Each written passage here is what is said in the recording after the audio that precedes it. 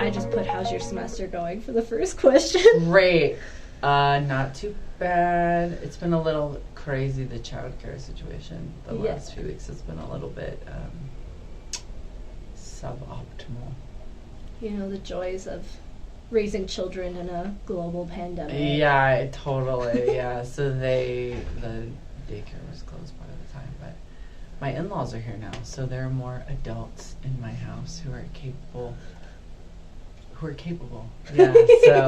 So that's good. Yeah. Yeah. So obviously you are a candidate for the NEH grant. So what is your project that you're working on? So the project I'm working on is a book, and it's called Cultivating Colonies, Tobacco in the Upstart Empires. The dates are 1580-ish to 1660-ish, and it's about how the English, French, and Dutch established colonies in the Americas. So just to back up the story a little bit, the Spanish and the Portuguese are in the Americas for over a century before these Northern Europeans start to establish permanent colonies. And so one of the things I was interested in was how that happened, right? In the United States, we place a lot of emphasis on Jamestown and New England and these colonies for reasons that make sense, right? Because they're what forms part of the United States. But all of those Northern European empires were also really active in the Caribbean and even in parts of Latin America. And so I became really interested in what their experiences there had to do with the colonies they founded in North America. And one of the things that I came to realize was really crucial to all of that was tobacco. So all of these colonies, when they first start out, they grow tobacco. Even in places that we might not think of as being prime tobacco area, like New Netherland, the future New York, there's a lot of focus obviously on, the port or the port that becomes Manhattan and trade, but they try and make it a really successful tobacco colony, which doesn't work. They also have a lot of really short-lived colonies in parts of South America and in the Caribbean. And so I'm just kind of interested in telling a story that connects all that together. At the same time, it's also a story that is about indigenous people, because tobacco is indigenous to the Americas. So in order to learn how to grow it, they rely upon assistance from Native peoples. And what's interesting about that is, of course, in the U.S. South, tobacco comes to be a plant that we associate with enslaved African labor. So I'm interested in that transition as well, and basically the sort of relationships that grow up around this plant. You kind of already hit on it, but so what specifically got you interested in this project? Yeah, I actually went back to a class that I took back when I was in grad school at Columbia, and the class was called Knowledge on the Move, and it was about how knowledge circulates in a variety of contexts. So there were people in that class working on Europe, Asia, Africa, different parts of the world. So my interest had been in the Colonial Americas just because I had some really great teachers in undergrad that focus on that. So that was sort of my region and time period. But in this class, what I started being really interested in was places where different empires, different indigenous groups, people from different places in Africa came together, both, by choice and by force, and what sort of relations they had with one another. And so I saw that tobacco was something that actually had a system of knowledge associated with it. How do you grow it? How do you take care of it? How do you ship it across the Atlantic? These are all things that people have to learn how to do, even how to smoke it, right? How do you smoke it? How do you consume it? Do you smoke it? Do you do something else? So I was interested in these, really intimate relationships in a lot of ways that also influenced these big empires and transatlantic slavery and all of these things. So the kind of connection between these really what historians often call on the ground things that happened and their connection with these bigger, global trends. So what is the most interesting thing you have discovered? That's a great question. I have to think about it. So I guess one of the things that I'm really interested in my work is I was really interested in indigenous people and how they responded to European colonization. And one of the things that's tricky is this question of how do you get at telling their stories when all of the sources we have are from Europeans, especially in the places I'm studying. There's really almost no indigenous sources, and even the archaeology, there's not a ton of archaeological evidence just because that work hasn't been done. And so what I realized was that one way to kind of figure out what indigenous people were doing and uncover their motivations and things like this was to read European sources against one another. So to give you an example, the Spanish are trying to keep the English and the French and the Dutch out. So they're writing about this area that I'm interested in the Guianas, which is the kind of northeast bit of South America. And they will say, the English are doing this, or the Dutch are doing this. And then the English and Dutch, conversely, will tell a different story. So the Spanish might say, the English pirates are attacking us and they have Carib allies, or the Dutch have Carib allies. There's this amazing, picture I found of a Dutch ship, and it has a Carib boat alongside it, and they're just off the coast of a Spanish colony. So then the English and Dutch, conversely, might say something like, well, we were trading with the Spanish, right? So they'll paint it as a amicable trade relationship, whereas the Spanish might paint it as piracy, because they're not going to admit to the authorities that they're trading illicitly, right? They'll also say kind of quite candid things. There's a Portuguese writer who talks about these Dutch alliances with native peoples, and he says they treat them more fairly than we do, and give them things that they want, which we don't give. And so I think that kind of reading these sort of rival sources against one another, you get a fuller picture of what was happening. Because again, the writers, any historical source, there's always some agenda behind it, even something that seems kind of innocuous. But certainly these sources where they're reporting back to authorities in Amsterdam or London or Seville, because of particular things that they want, they paint the story a certain way. And so you kind of get at what's happening, and especially the sort of relationships they have with native peoples, by reading them alongside one another. What is the sort of perspective or scope then of your project? It sounds like you have a lot of different characters involved. It's a lot. Yeah, there's a lot, maybe too much. The kind of earlier part of it is about these colonies that are ultimately short-lived in the Guianas, in some Caribbean islands, and then it moves on to more what become permanent, successful colonies. And I'm looking at their relationship to one another. So what does a failed colony in South America along the Amazon have to do with the first permanent, English and French colony in the Caribbean?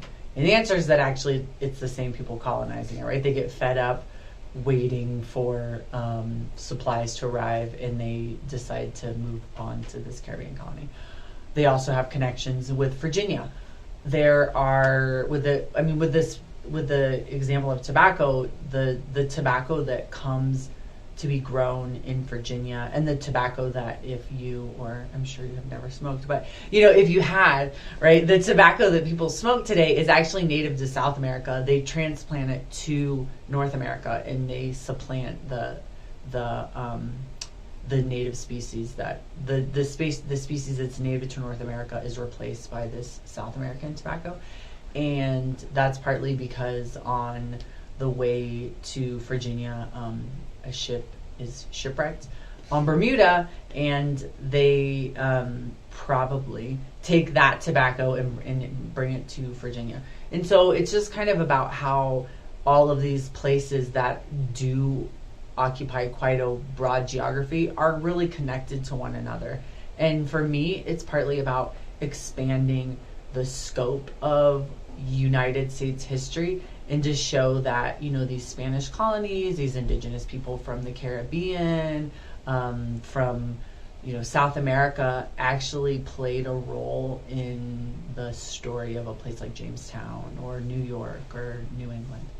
So then with this kind of project, how many languages are you going to have to translate through? Yeah, it's more than I anticipated. The languages in the project are Spanish, English, French, and Dutch. So I work in all of those languages and have been to archives in all of those countries. So the UK, the US, France, the Netherlands, and Spain. I have a few other sources in some other languages, like a couple German sources, a couple Portuguese sources, but some of those have been translated by other scholars. Occasionally I have to muddle through and use a little Google Translate to try and figure out some of the things. And then if I think it's something that needs to be translated, I can find a friend. But those are the languages that I've worked on, that I've spent a lot of time learning how to read the manuscripts too, because the handwriting from the 17th century is can be quite difficult for Dutch, and even for English really can be quite tricky. So how does this fit in with because you work specifically with transatlantic history? Yeah. How does this fit in with that current field or the historiography? So when I was in undergrad and even into grad school, Atlantic history was kind of a newer concept. The idea behind Atlantic history is that in order to tell the history of what we often call colonial America, by which we often mean places that become the future United States, that to tell that story, you really need to broaden the frame and look at the connections with Europe, Africa, Latin America, looking at all these places all together. So that's why it's called Atlantic history. It's histories that bring those four continents together. More recently, there's been a move towards what a scholar, a historian, Karen Wolf, has called Vast Early America. It's on Twitter, #, Vast Early America. And so the idea behind Vast Early America is, I think, even broader in some ways, that you need to think about, Latin, instead of just looking at, for Atlantic history, a lot of people just are like, well, I'll look at Britain and New England, right? And so it was a broadening of the cast of characters in some ways, but then it still left a lot out. And partly that's just because people who worked on the British Atlantic were kind of the first people to, sort of use that Atlantic history rubric.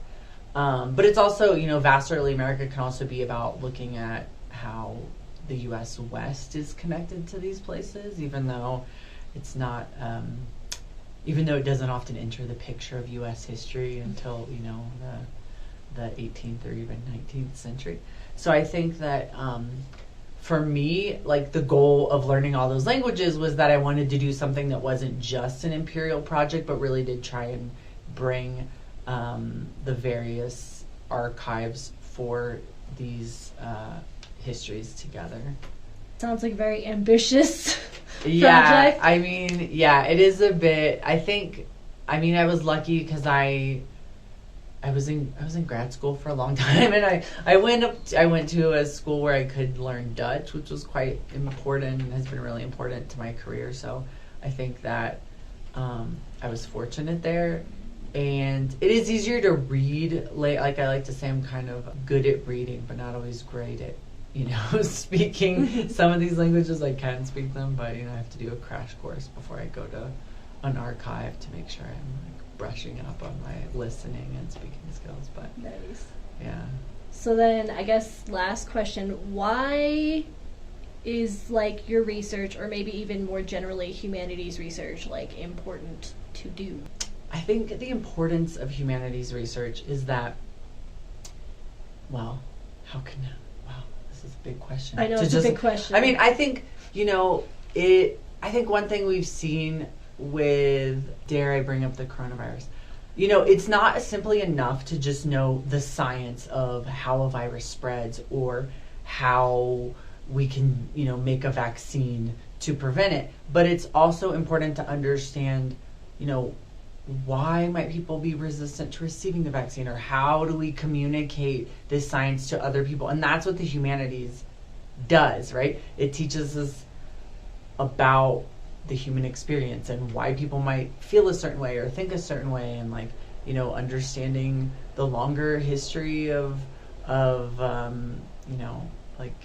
how medical communities have maybe done things to not earn the trust of people, or why people might be suspicious of certain things. I think this is all what the humanities does.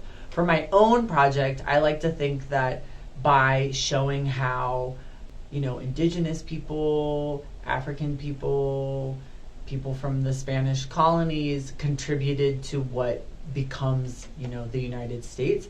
I think it's an important message in an era where, some of those communities are quite marginalized, where there's questions about, who belongs here, doesn't belong here.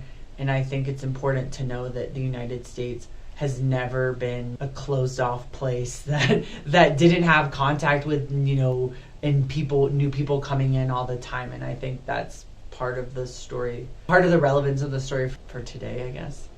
So your book isn't out yet? It's going to be out soon. No, I don't know about soon. But are there any books or writers you'd recommend related to your research? Yeah, I mean, I do have a couple things you can read out. So I have a chapter in Virginia 1619, not the famous 1619 project that everyone has heard about, but another 1619 book put out by the Omohundro Institute. So I have a chapter in that book. I also have a chapter in a book called Atlantic Environments in the American South, which UW Libraries does have on their shelf. So you're welcome to check out those if that's something that you're interested in. With respect to other authors that you could read, I'll have a book that I just received yesterday that I'm excited to dive into. It's called The Creole Archipelago by Tessa Murphy, and that is about the Caribbean and the Caribbean islands, and sort of seeing that space as an indigenous space. Another good one on the Guianas, which is later than the period I work in, but I'm just really glad to see scholarship on the Guianas, because there hasn't been a lot of it, and now there's a new burst of it. One about an uprising of enslaved people in 1760s Guianas, and it's called Blood on the River by Marielina Kars, and that has been the finalist for really big awards, so maybe it'll win it. The Fifth Sun, this is the best. All the students in my grad class that I'm teaching loved it. It's a new history of the Aztecs using Aztec language sources, which is quite cool. Really compellingly written by Camilla Townsend. Those are some good ones. Those are just random early America different things. It's good because you're writing something pretty unique as well. So there probably isn't a lot. Yeah, there's some. I mean, there's a lot of stuff out there, but I was what are some things I've read recently that have been really great? Right. Yeah. Well, thank you so much for doing this with me, and thank you for interviewing